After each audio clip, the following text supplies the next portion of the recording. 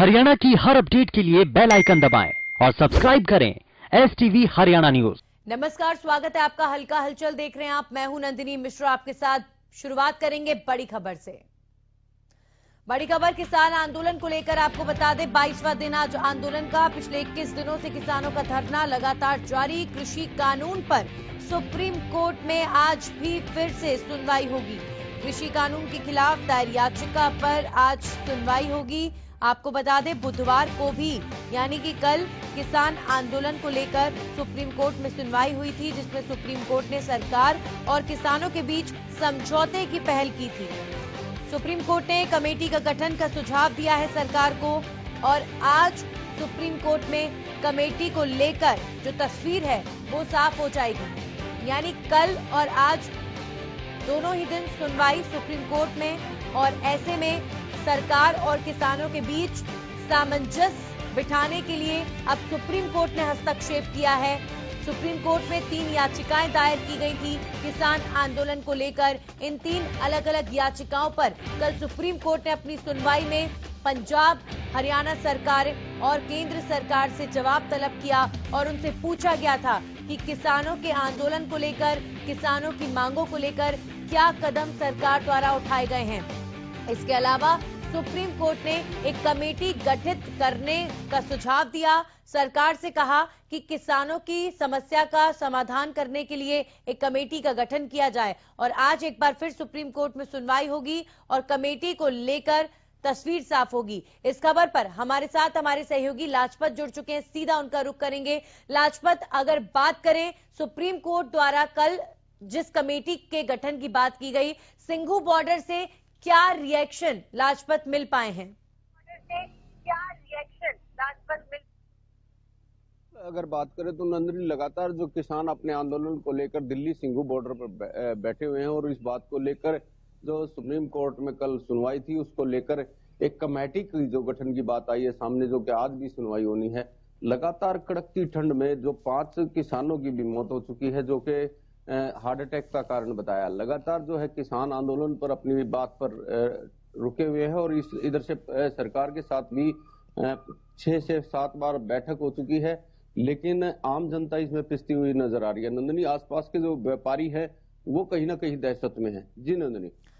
जी बिल्कुल। अब जाहिर तौर पर सुप्रीम कोर्ट अब इस कमेटी को लेकर लगातार जो है आगे बढ़ रहा है। आज एक बार फिर कमेटी को लेकर तस्वीर साफ हो जाएगी, लेकिन लाजपत, इससे पहले सरकार द्वारा भी कुछ इसी तरीके का सुझाव किसानों को दिया गया था। आपको याद हो, कृषि मंत्री ने पहले भी कहा था कि हम किसानों की समस्या के लिए एक कैबिनेट मंत्रियों की कमेटी गठित करते हैं, जो इस कृषि कानून पर मंथन करेगा और आपके जो सुझाव हैं उनको इस कानून में शामिल करेगा। लेकिन किसानों ने इस बीच के रास्ते को साफ इनकार कर दिया था, और उन्होंने 3 कृषि कानून की वापसी को लेकर ही किसान जो है अड़े हुए थे। अभी भी लगातार किसान अड़े हैं। तो सुप्रीम कोर्ट ने जब कहा कि कमेटी गठित की जाए और ये कमेटी किसानों की समस्याओं को सुलझाए, तो क्या अब सुप्रीम कोर्ट के कहने पर किसानों को ये बात उन्होंने स्वीकार की, एक्सेप्ट की? क्या कमेटी गठन को लेकर किसान संतुष्ट नजर आए? बिल्कुल, बात करें तो लगातार जो किसानों की जो बैठक होती है वो गुप्त रखी जाती है, और वो मीडिया के सामने नहीं बताई जाती, जो कि प्रेस कॉन्फ्रेंस के दौरान बताई जाती थी। अगर कल की बात करें तो शाम को प्रेस कॉन्फ्रेंस नहीं हुई, तो जो कोई भी बात खुल के नहीं आई। और कल शाम को एक बड़ा हादसा भी हुआ था, जिसने कि जो धरने पर किसान ने सुसाइड की थी, अपने आप को गोली मारी थी, तो उसको लेकर कहीं ना कहीं धरना जस के तस चल रहा है। और अगर बात करें तो जो सुप्रीम कोर्ट क्या, कोई भी कोर्ट होता है तो लोग उस पर विश्वास करते हैं। सरकार पर विश्वास न करके जो संशोधन किया था उस पर भी किसान अड़े हुए हैं, और किसानों का एक ही औकार है कि पूर्ण तरीके से रद्द किया जाए।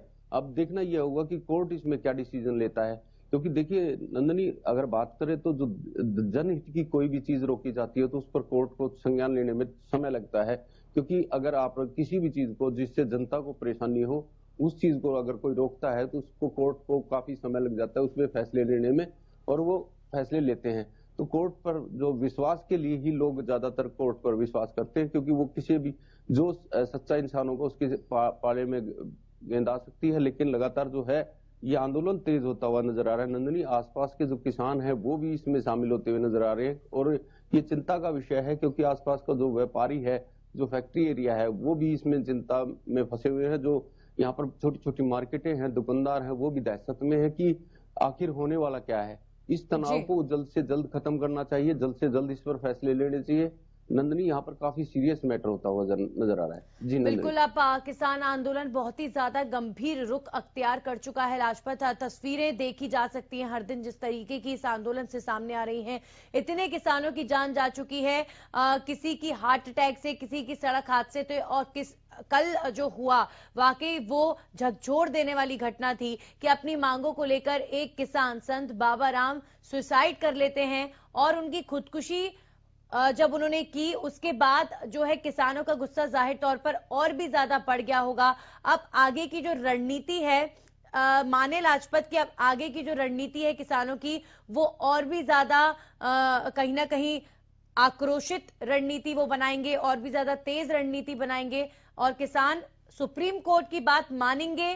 सुप्रीम कोर्ट के कहने पर इस कमेटी को कितना स्वीकार करेंगे ये अभी फिलहाल वक्त बताएगा, लेकिन अभी क्या उनकी रणनीति को लेकर कोई जानकारी मिल पाई है आगे?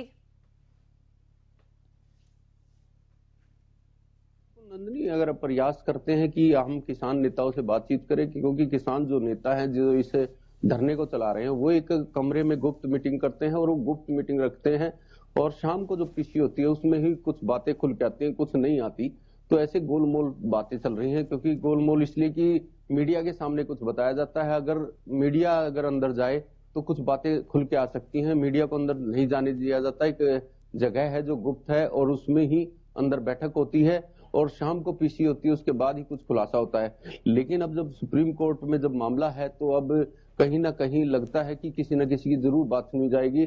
तो हरियाणा न्यूज की टीम की तरफ से एक लोगों से अपील है कि आप बेवजह घर से ना निकले और अपने आप को सुरक्षित रखें, क्योंकि अब जो है उग्र होता हुआ मामला सामने आ रहा है, क्योंकि किसान जो है वो आंदोलन पर तेज होते हुए नजर। शुक्रिया आपका हमारे साथ जुड़ने के लिए। तो अब आगे किसानों की क्या रणनीति होगी फिलहाल ये साफ नहीं हो पाया है, लेकिन कल संत बाबा राम किसान के खुदकुशी के बाद जाहिर तौर पर अब किसानों में आक्रोश और भी ज्यादा है और किसान लगातार धरना देते हुए सरकार के खिलाफ नारेबाजी कर रहे हैं।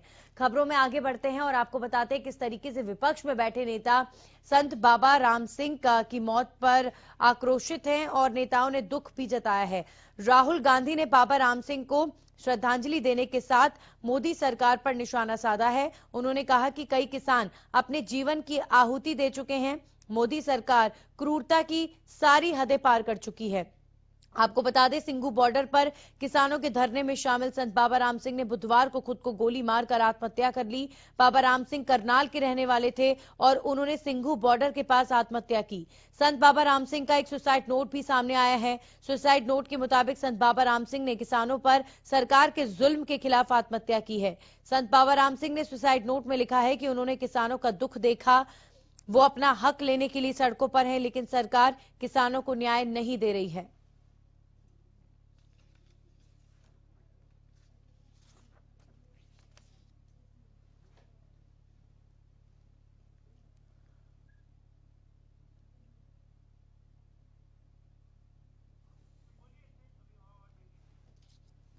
तो कल बुधवार को काफी ज्यादा हलचल सिंघू बॉर्डर पर उस वक्त देखी गई जब संत बाबा राम सिंह की सुसाइड की खबर पता चली। संत बाबा राम सिंह करनाल के रहने वाले हैं और उन्होंने सुसाइड किया अपने आप को गोली मारकर, और एक सुसाइड नोट भी छोड़कर गए हैं जिसमें उन्होंने कहा है कि वो सरकार द्वारा किसानों के साथ किए जा रहे सितम को लेकर परेशान हैं और इसीलिए अपनी जान दे रहे हैं।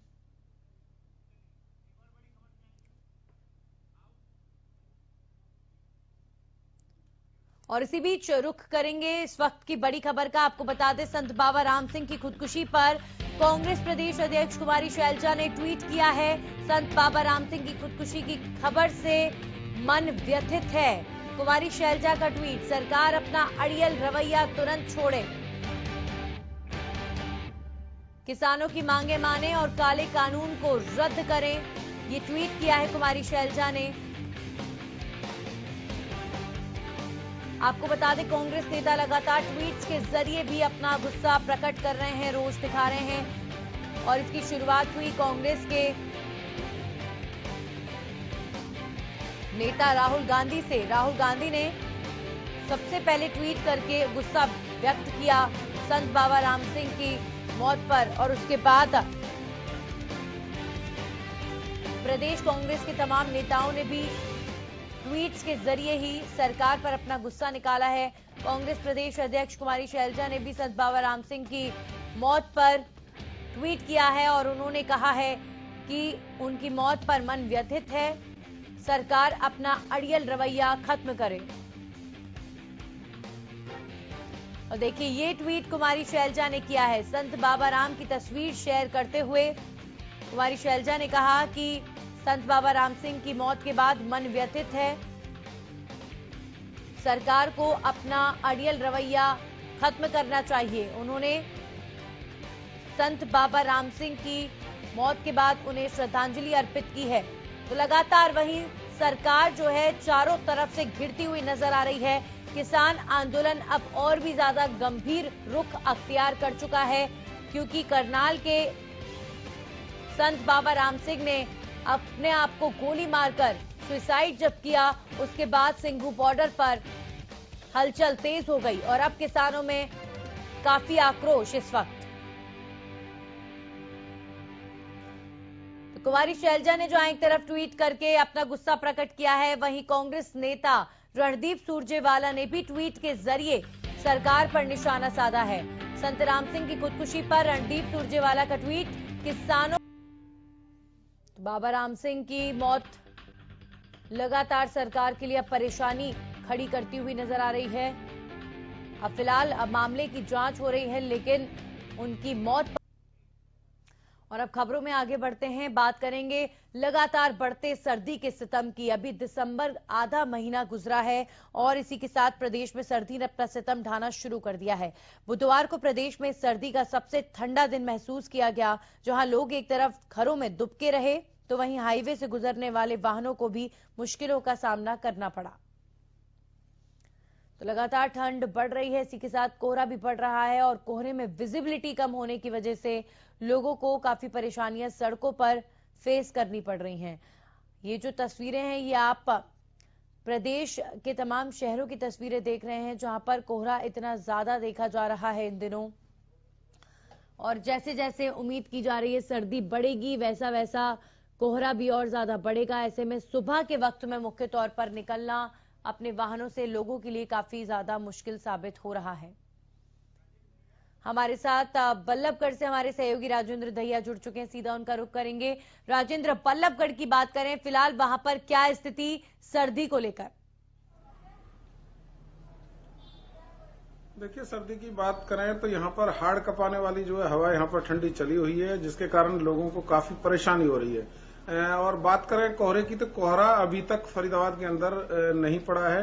कहीं ना कहीं जो पॉल्यूशन है वो कई दिनों से बहुत ज्यादा था, लेकिन हवा चलने के कारण अब पॉल्यूशन की मात्रा भी घट गई है। लेकिन ठंड जिस तरीके से बढ़ी है तो कहीं ना कहीं लोगों के लिए परेशानी बन गई है। और नंदनी, खेतों की बात करें, किसानों की बात करें तो किसानों के लिए ठंड काफी फायदेमंद साबित होगी। जी बिल्कुल, लेकिन यहाँ पर बात करें आम लोगों की तो आम लोगों के लिए कहीं ना कहीं अब ठंड जैसे जैसे बढ़ रही है वैसे वैसे घरों से निकलना काफी ज्यादा मुश्किल साबित हो रहा है। इसी के साथ ही बात करें तो फरीदाबाद में, दिल्ली एनसीआर में फिलहाल कोहरे को लेकर क्या स्टेटस है? नजरीन, बिल्कुल मैं आपको बता दूं कि यहाँ पर अभी तक कोहरा नहीं पड़ा है और साफ तौर पर ठंड से जो परेशानी हो रही है, एक तरफ जहाँ स्कूल भी सरकार ने खोले हैं तो बच्चों को भी काफी परेशानी हो रही है और दूसरी तरफ लोगों को भी काफी परेशानी है, क्योंकि कल तो काफी ठंडा दिन रहा इस मौसम का और लोग बहुत कम अपने घरों से निकले। लोग अपने गर्म कपड़ों में घरों में ही दुबके रहे और जो अलाव हैं उनका सहारा भी लोगों ने यहाँ पर लिया है। चलिए, बहुत बहुत शुक्रिया राजेंद्र हमारे साथ जुड़ने के लिए। रमाकांत जुड़े हैं झज्जर से। रमाकांत, अगर बात करें झज्जर की तो फिलहाल सर्दी को लेकर वहां पर क्या स्थिति?